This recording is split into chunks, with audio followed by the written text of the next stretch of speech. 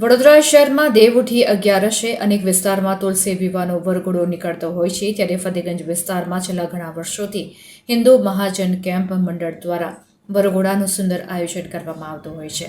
ત્યારે આ વર્ષે ફતેગંજ વિસ્તારના તમામ ગણેશ મંડળો દ્વારા વરઘોડાનું સુંદર આયોજન કરવામાં આવ્યું, જેમાં મોટી સંખ્યામાં ફતેગંજ વિસ્તારના રહેવાસીઓ ઉપસ્થિત રહ્યા હતા.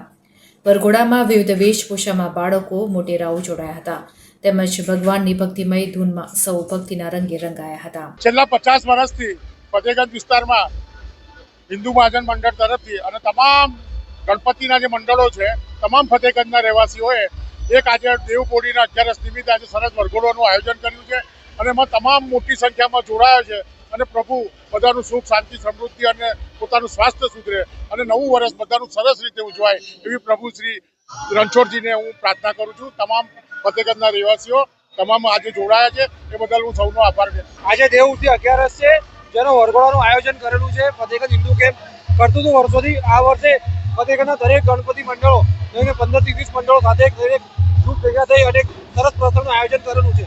અને અમારા ફતેગંજમાં જ્યાં વરઘોડો નીકળ્યો છે એનું ખૂબ સરસ આયોજન છે અને દરેક મંડળો અને આજુબાજુના ફતેગંજના વિસ્તારના પબ્લિક પણ બધી જોડાય છે અને સારી રીતે અમે લોકો પ્રસંગને પાર પાડી છે.